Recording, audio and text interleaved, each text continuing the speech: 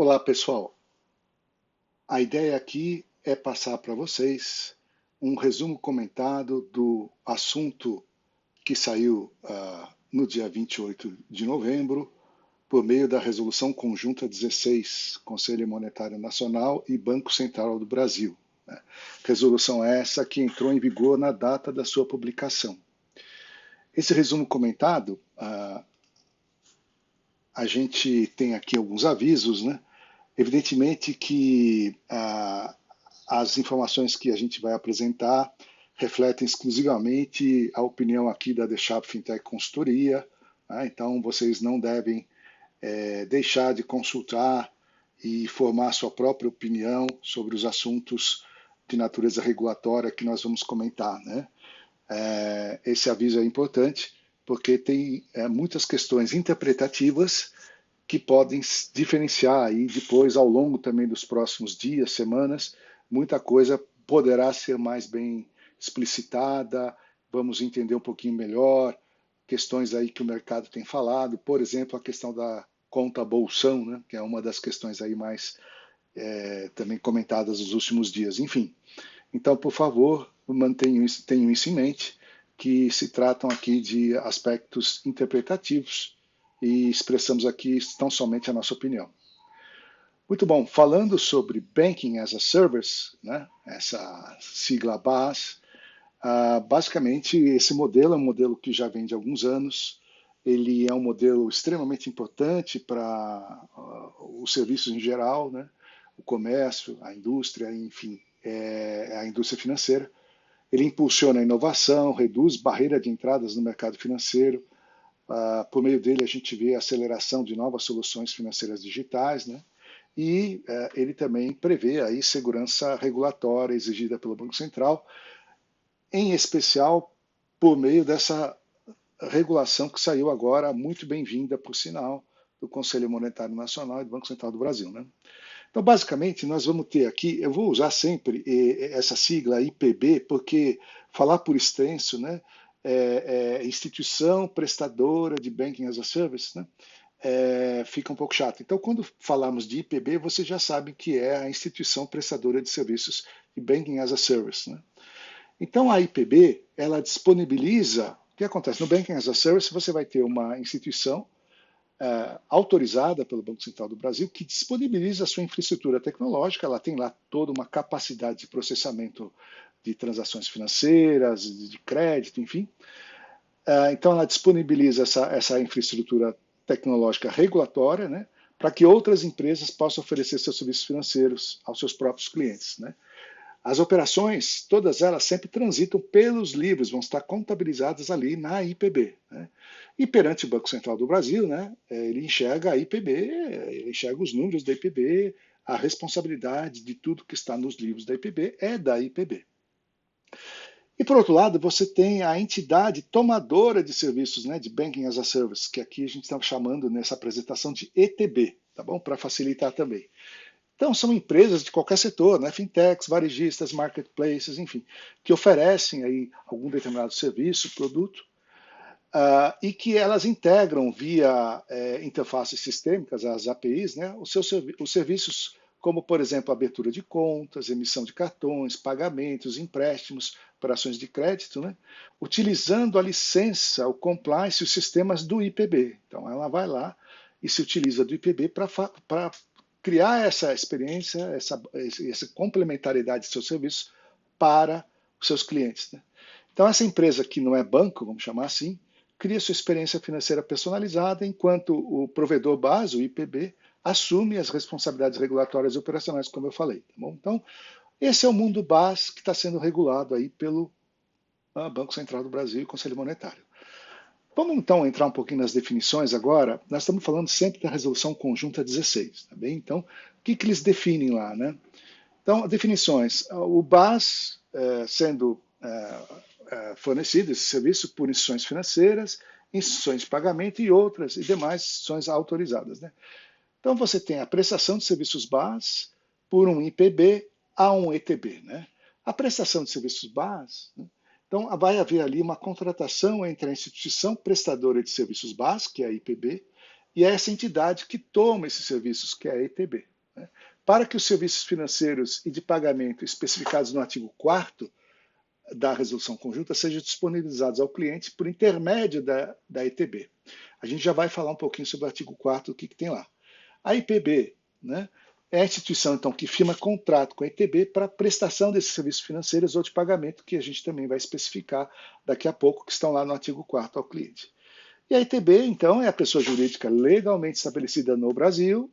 Olha que interessante, o Banco Central já está falando, olha, quem vai tomar esse serviço são empresas no Brasil, né, para cujos clientes são disponibilizados os serviços financeiros também, que a gente vai falar daqui a pouquinho no artigo 4º, prestados nos termos de um contrato firmado com a IPB. Inclusive, essa ETB, ela pode até ser uma instituição autorizada pelo Banco Central que, eventualmente, ainda não fornece aquele serviço especificamente que a IPB tem, mas não quer deixar de oferecer isso aos seus clientes. Então, pode ser também uma instituição autorizada, tá bom? No caso da IPB, ela tem que ser uma instituição autorizada sempre. No caso da ETB, ela poderá ou não ser uma instituição autorizada. Bom, e não são consideradas serviços BaaS, Banking as a Service, a resolução fala o seguinte, olha, prestação de serviços de correspondente bancário no país não é BaaS, processamento e armazenamento de dados e computação em nuvem, aqueles serviços de tecnologia que as instituições contratam, né? As parcerias no âmbito do Open Finance e subcredenciamento, as atividades dos subcredenciadores e dos prestadores de serviços de rede, em arranjos de pagamento integrantes do SPB. Então, infraestrutura de rede, subcredenciadores, isso daí não são serviços que estão no mundo BaaS. Bom, quando a gente fala de cliente, então o cliente pode ser uma pessoa física ou pessoa jurídica, e a norma diz, é aquele que mantém uma relação contratual com a IPB para a prestação de serviços financeiros de pagamento, que a gente vai especificar.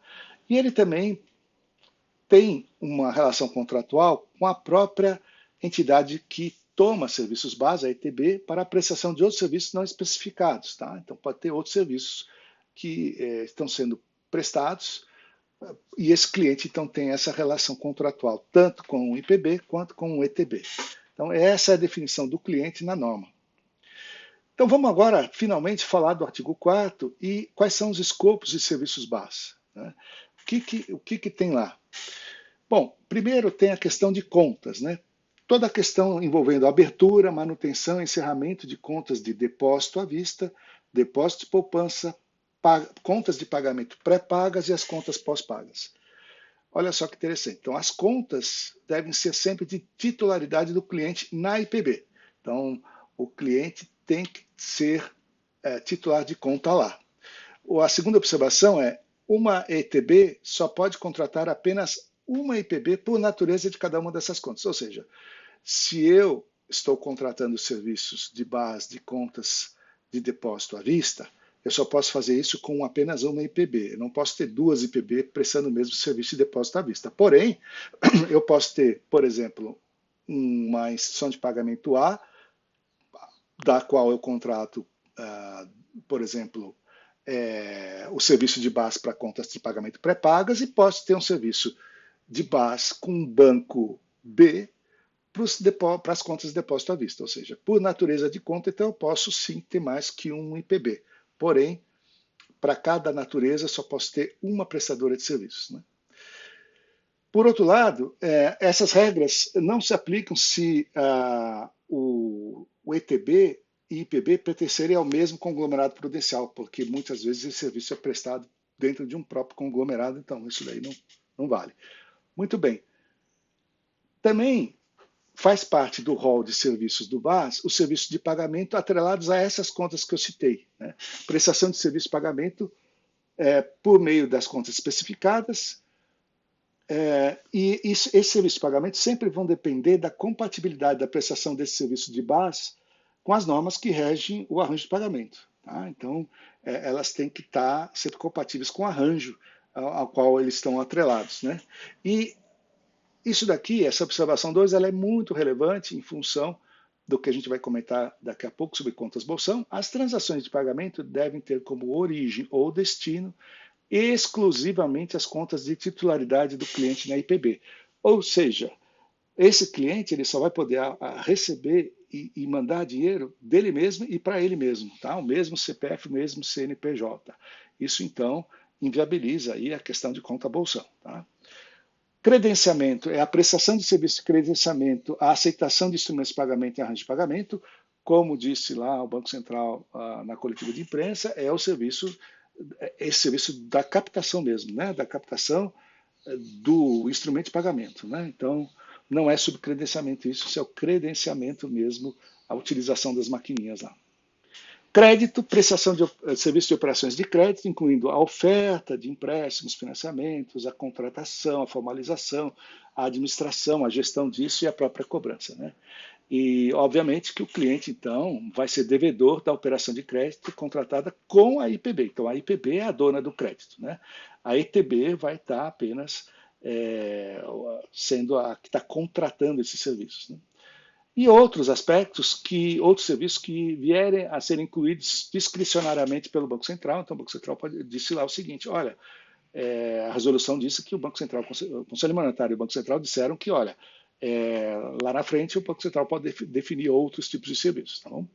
Então, a IPB, né, que presta serviços, tem que sempre observar a relação de operações, atividades e serviços previstos na regulamentação no segmento que atua. Então, se é um banco, se é uma instituição de pagamento, se é uma, enfim, ela sempre tem que tratar esses serviços olhando aquilo que está na regulamentação do segmento que está atuando, em se tratando de instituição cuja disciplina contemple o rol exaustivo de operações. Então, por exemplo, se você pega as IPs têm lá 4 modalidades de serviço de pagamento que pode prestar.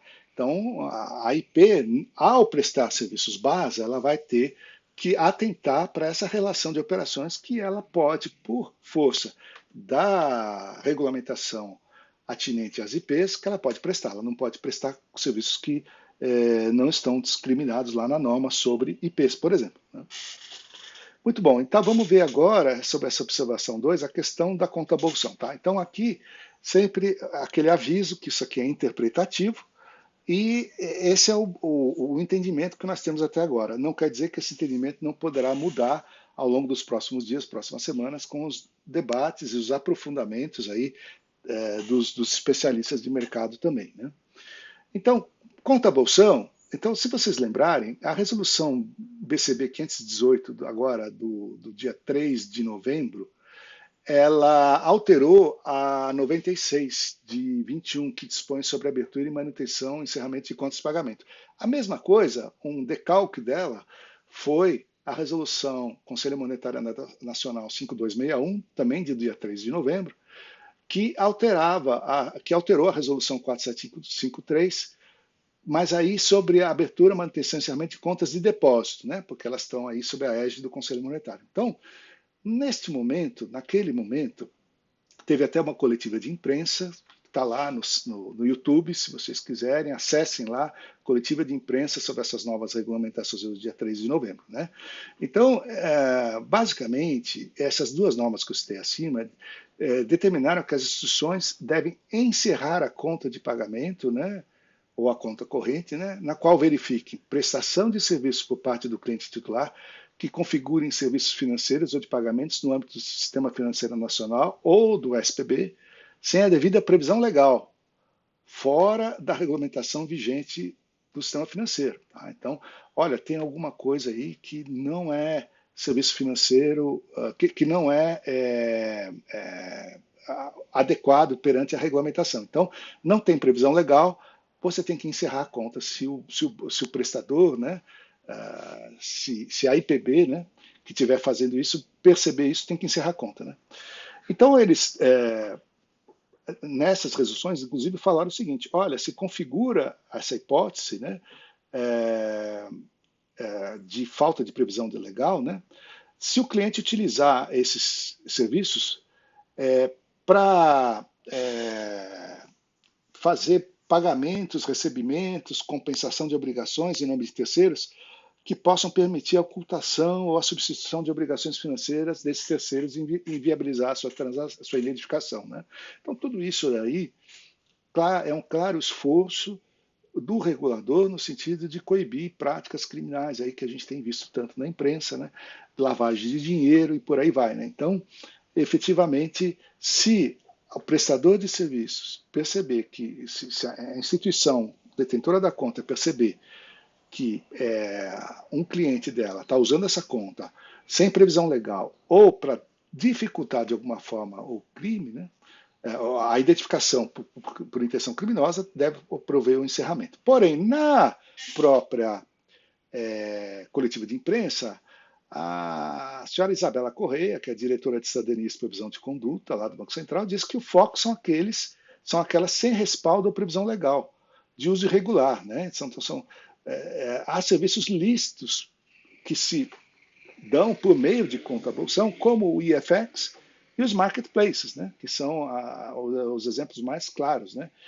O senhor Ailton de Aquino Santos, né, diretor de fiscalização, disse que há contas bolsão legítimas, né, não podemos demonizar, por exemplo, as do marketplace. Então, de fato, o que a gente percebe é que esse artigo 4º aqui da norma, da Resolução Conjunta 16, ele veio coibir, impedir, né, a prática de conta-bolsão por meio de BAS. Porém, aqui na The Sharp, nós entendemos que para esses serviços que são legítimos, que têm previsão legal e são inerentes ao modelo de negócio, né, como os marketplaces e IFX, isso não tem como evitar, isso vai continuar existindo. Né? Agora, o prestador de serviços BAS, né, a instituição prestadora de serviços, não vai poder mais oferecer por conta dessa regulamentação do artigo 4º. Então, se for via base, não pode. Entendemos que, de outra forma, continuarão existindo desde que atentadas essas questões, essas previsões regulamentares aqui. Né? Que é isso que a gente conclui aqui. Contas bolsão só são aceitáveis se tiverem lógica de mercado e não forem irregulares, e as IPBs não conseguem mais operar com conta bolsão no âmbito do BAS. Né? Muito bem. Outra questão é a IPB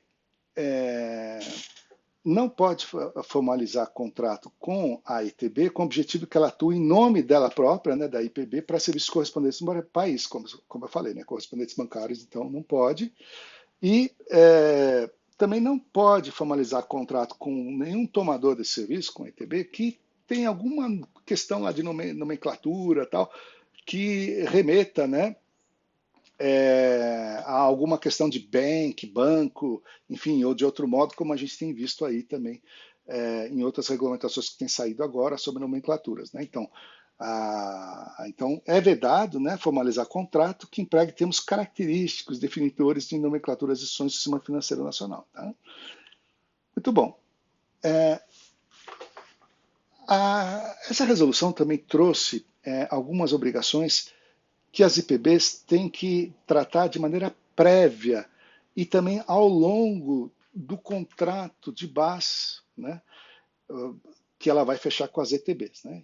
Então, por exemplo, o IPB vai ter que garantir que essa ETB tenha governança e gestão de riscos adequadas às exposições da contratação. Se vai ter crédito, se vai ter conta de pagamento, enfim, tem governança, tem gestão de risco. A responsabilidade é da IPB. Né? E a IPB tem que verificar a capacidade da ITB, né, em relação à conformidade regulatória, se eles vão continuar, se eles conseguem monitorar, né, todas as regulamentações e estar conformes ao que é necessário. Né. Tem que ter acesso às informações, né, a IPB tem que ter acesso às informações da ITB, as questões de confidencialidade, integridade, disponibilidade e recuperação de dados, certificações que venham a ser exigidas da ITB, ela tem que ser auditada de maneira independente, a IPB tem direito de ir lá, direito e obrigação de ir lá e verificar isso. Né? Recursos e informações para monitoramento dos serviços, a ITB tem que ter recursos, né? Não é simplesmente contratar o serviço de base e achar que está tudo bem, não. Qualidade dos controles de acesso para a proteção de dados pessoais, né? No âmbito da ITB também. E capacidade financeira e técnica para a execução dos serviços contratados, né? Porque a ETB então, tem uma parcela aí importante também de responsabilidades, como vocês estão vendo. Muito bem. Tudo isso deve ser documentado e mantido e atualizado pela IPB, né? Essa questão da verificação da capacidade. E a critério da IPB, isso poderá até ser contratada, ela pode exigir que a ITB faça uma auditoria independente para certificar que está tudo nos conformes, né? E a prestadora de serviços, a IPB, deve possuir recursos e competências para gestão desse contrato, que é bastante extenso. A gente vai ver agora algumas previsões contratuais mínimas, tá? São exemplos delas apenas, porque se vocês forem no artigo 8º, lá tem tá completo, né? Mas aqui a gente só está mostrando assim, o Banco Central e o Conselho Monetário determinaram o que o contrato tem que ter. Então é bastante coisa, tá? Então, o objeto do contrato, quais são os papéis e responsabilidades, a forma de remuneração da IPB pela ITB, medidas de segurança de dados dos clientes pela ITB, permissão de acesso do Banco Central ao contrato, documentação, dados e códigos de acesso, procedimentos para tratamento de demandas encaminhadas pelos clientes. A ITB não pode cobrar em nome da IPB tarifas ou comissões, então o relacionamento do cliente é com a IPB, né? Com a prestadora de serviços, né? O cliente estará lá, as operações transitarão pelos livros da IPB, como nós falamos no começo, né? E a ITB também não pode subcontratar serviço de base, né? Então ela tem uma prestadora de serviços base, ela não pode subcontratar isso. Então é para ela esse serviço, né? Então, como já falamos, né, é vedado incluir no objeto do contrato pela ITB, né, atendimentos a clientes em nome da IPB na forma de correspondente bancário, né, então isso não pode. Bom, questão das responsabilidades, então fica claro que a IPB ela é responsável pela confiabilidade, integridade, disponibilidade, segurança e sigilo de serviços prestados, né? Bem como pelo cumprimento da legislação e da regulamentação aplicáveis a esses serviços. Se eu estou falando de serviços no âmbito do sistema financeiro, ela é responsável por esses serviços, né? E a ETB também será responsável caso ela seja uma instituição autorizada a funcionar no que for de sua responsabilidade, no âmbito do contrato de base, né? Incluindo os serviços prestados nos ambientes tecnológicos e sistemas eletrônicos, porque como instituição autorizada, tomadora desses serviços básicos, ela também está sujeita a todo o normativo, Conselho Monetário, Banco Central do Brasil, dependendo do caso. Então, vocês vejam que a IPB é a responsabilidade sempre primária dela, e a ITB, se ela for uma instituição autorizada, também terá a responsabilidade. Muito bem. Outra questão é a IPB sempre tem que designar diretor responsável pela observância do disposto. Então, tem que ir lá no Unicad e determinar quem é o diretor responsável, registrar lá o CPF do cidadão tal, como por esses serviços de Banking as a Service, né? E a ETB também, caso seja uma instituição autorizada, também terá que fazer isso. Bom, relacionamento com o cliente e mecanismos de acompanhamento e controle. Vamos falar um pouquinho sobre relacionamento com o cliente. Então, primeiramente, tem que se garantir que haja todas as informações necessárias à identificação dos clientes, qualidade e tempestividade dos dados, informações repassadas pela IPB à IPB e aos clientes. Então, essa gestão de informações tem que ser azeitada, né? Então, tem qualidade, tem que ser tempestiva, né? Tem que haver também aderência do que estiver transacionando com os clientes, tem que ter aderência à política institucional de relacionamento com clientes e usuários da IPB.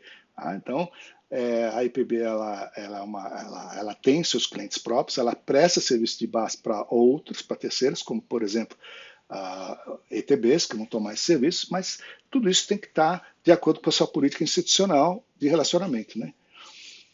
E a IPB pode até se valer da ETB para o atendimento de demandas do cliente, mas a responsabilidade no final do dia é dela, como a gente já falou, né? Em termos de acompanhamento e controle, então tem que haver mecanismos com vistas a assegurar a efetividade do cumprimento na regulamentação de base. Esses mecanismos têm que ser testados anualmente pela auditoria interna, isso tem que ser divulgado para o conselho, se não houver, para a diretoria executiva, e as IPBs devem instituir mecanismos de controle de qualidade da atuação das ETBs, né? Dentre eles, a gente vai citar aí, nós fizemos aqui apenas um resumo, mas pedimos que vocês olhem lá na regulamentação, porque tem muita coisa, né?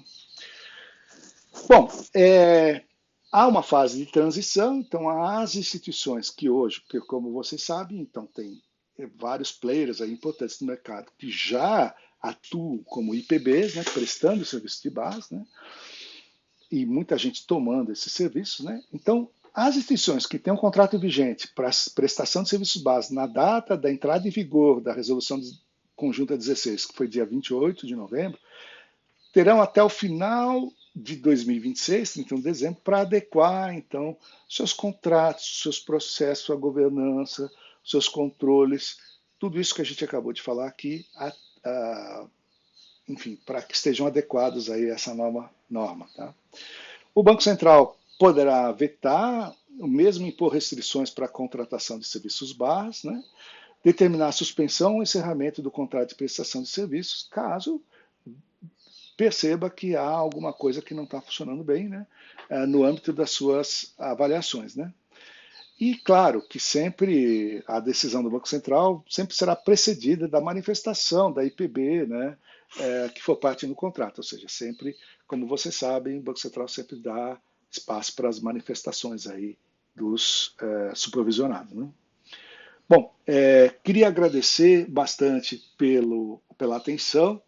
Aqui na The Sharp nós ficamos à disposição por meio do e-mail contato@thesharpfintech.com e o nosso telefone é 5511, né, 983318178. Aqui é The Sharp Fintech, faltou o N aqui. Muito obrigado a todos pela atenção.